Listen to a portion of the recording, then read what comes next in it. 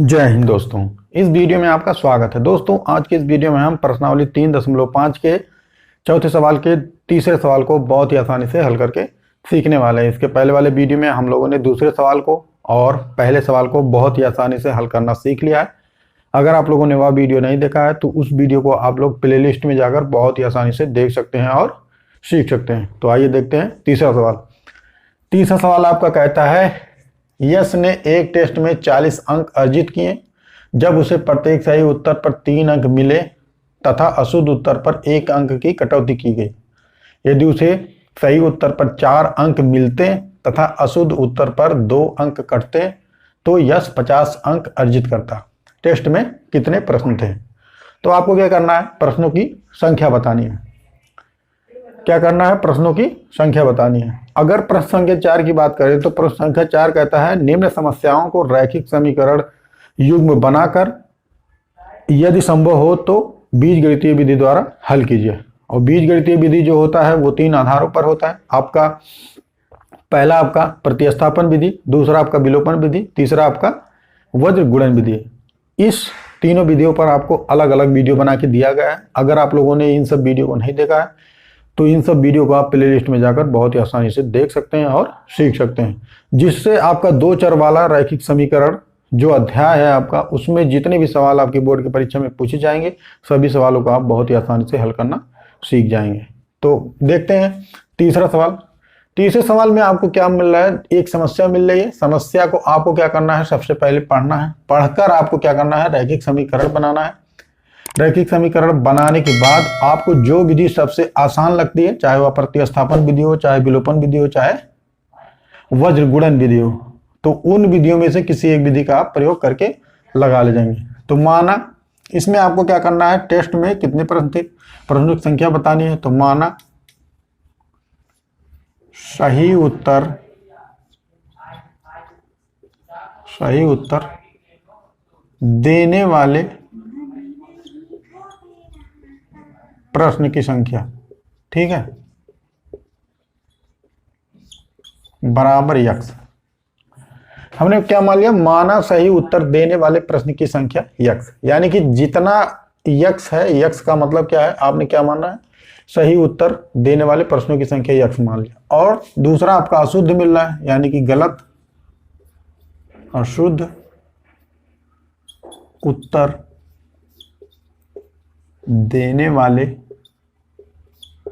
प्रश्न की संख्या, ठीक है, क्या मान लिया हमने, y मान लिया, ठीक है। सही उत्तर देने वाले प्रश्न की संख्या यक्स है, यानी कि जो आपका प्रश्न है उसमें ऐसे प्रश्न है जो यक्स है, जो कि सही है, और अशुद्ध प्रश्न आपके क्या है, जो गलत है, उसको हमने y मान लिया। कुल प्रश्नों की संख्या, कुल प्रश्नों की संख्या बराबर यक्स प्लस वाई, ठीक है। यक्स प्लस वाई क्या हो जाएगा, सही उत्तर देने वाले प्रश्नों की संख्या प्लस अशुद्ध उत्तर देने वाले प्रश्नों की संख्या, वह आपका हो जाएगा कुल प्रश्नों की संख्या यक्स प्लस वाई, ठीक है। अब सवाल को क्या करना है, आपको ध्यान पूर्वक पढ़ना है। कह रहा है यश ने एक टेस्ट में 40 अंक अर्जित किए। 40 अंक उसको प्राप्त हुआ, किसको, यश को, जब उसे प्रत्येक सही उत्तर पर 3 अंक मिले और सही उत्तर देने वाले को आपने क्या माना है, यक्स माना है, ठीक है, तथा अशुद्ध उत्तर पर 1 अंक की कटौती की जाती है। अब प्रथम शर्तानुसार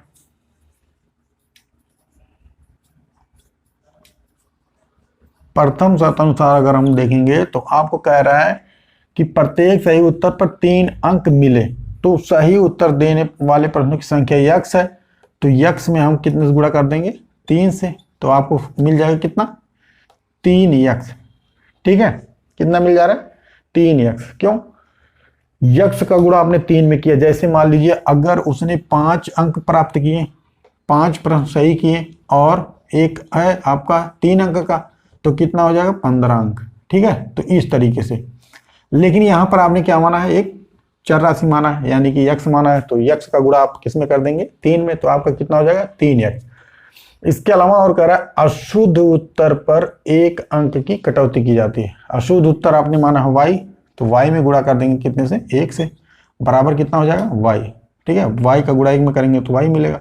और टोटल उसको कितना नंबर मिल जाता है, 40, यानी कि ये आपका क्या होगा, अशुद्ध जो उत्तर होगा उसका, जो अशुद्ध उत्तर वो दिया है, एक नंबर उसका कटता है, तो इसको क्या करना है आपको, माइनस करना है। ठीक है, तो हम सीधा सीधा लिख लेते हैं 3x माइनस वाई बराबर 40 नंबर। ठीक है, यह हो गया समीकरण 1। ठीक है, यहां आप ये भी लिख सकते हैं, क्या लिख सकते हैं कि सही उत्तर देने वाले प्रश्न की संख्या गुणे सही उत्तर पर 3 अंक मिले। प्लस नहीं, आपको क्या करना है, घटाना है, क्या, 1 अंक की कटौती की जाती है। तो यह हो गया आपका 3x माइनस वाई बराबर 40 समीकरण 1। ठीक है, द्वितीय शर्तानुसार, द्वितीय शर्तानुसार अगर आप सवाल को पढ़ेंगे ध्यान से, तो इसमें भी आपको क्या कह रहा है, यदि उसे सही उत्तर पर 4 अंक मिले, अब कह रहा है सही उत्तर पर 4 अंक मिलते हैं तथा अशुद्ध उत्तर पर 2 अंक कटते हैं, तो यक्स को 50 अंक अर्जित करता।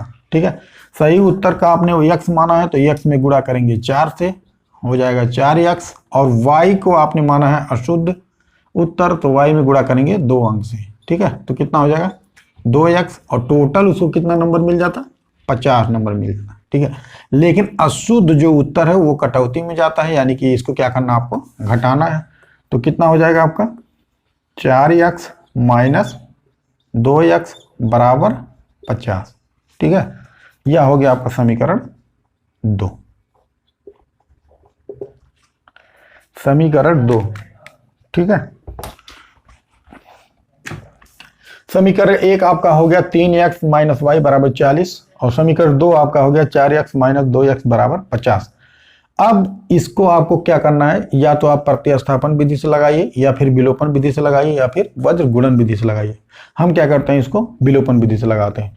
तो विलोपन विधि का मतलब क्या होता है, एक चर के पद को विलुप्त कर देना। ठीक है, एक चर के पद को हम क्या करेंगे, विलुप्त कर देंगे, उसके बाद दूसरे चर के मान ज्ञात कर लेंगे। ठीक है, तो यहां पर अगर हम देखेंगे समीकरण 1 में, तो इसमें x का गुणांक 3 है, और समीकरण 2 में x का गुणांक 4 है। यानी कि आपको क्या करना पड़ेगा, अगर x के पद को, यानी कि x के पद को अगर आप विलुप्त करोगे, तो 3 का गुणा समीकरण 2 में करना पड़ेगा सभी पदों में, और 4 का गुणा समीकरण 1 में करना पड़ेगा सभी के पदों में। ठीक है, लेकिन अगर y के गुणांक को देखेंगे, तो y का गुणांक समीकरण 1 में -1 है, और समीकरण 2 में यहाँ पर y है। ठीक है, y का गुणांक समीकरण 2 में -2 है। तो हम क्या करेंगे, समीकरण 1 में कितने से गुणा कर दें कि 2 हो जाए, तो जाहिर सी बात हम 2 से गुणा करेंगे।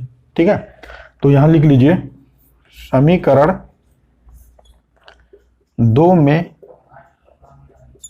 समीकरण 2 में, समीकरण 1 में, समीकरण 1 में 2 से गुणा करने पर। ठीक है, समीकरण 1 में 2 से गुणा करने पर, जब समीकरण 1 में 2 से गुणा करेंगे तो सभी पदों में होगा। 3 का गुणा 2 में करेंगे तो 3 गुणाई 6x माइनस 2y, 2 का गुणा y में करेंगे 2y, और 40 का गुणा 2 में करेंगे तो कितना हो जाएगा, 40 दुनाई 80। यह हो गया आपका समीकरण 3। ठीक है, क्या हो गया, समीकरण 3।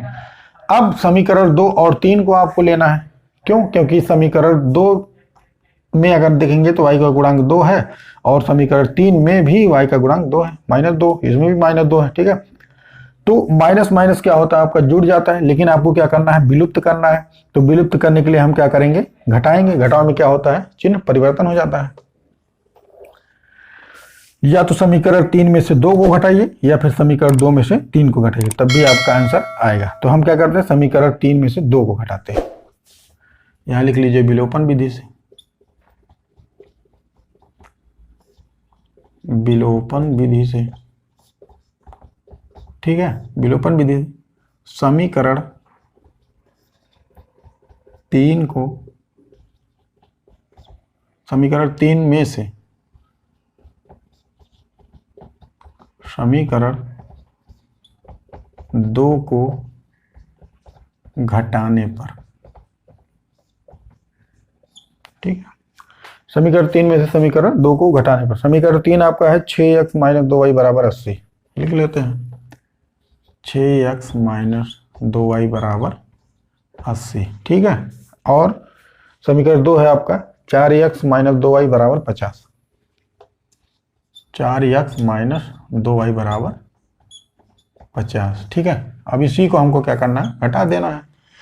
तो घटाने की प्रक्रिया में जो ऊपर वाला होता है उसको हम वियोज्य कहते हैं, और जो निचला पद होता है उसको हम क्या कहते हैं, वियोजक कहते हैं। तो वियोजक का चिन्ह क्या हो जाएगा, परिवर्तित हो जाएगा।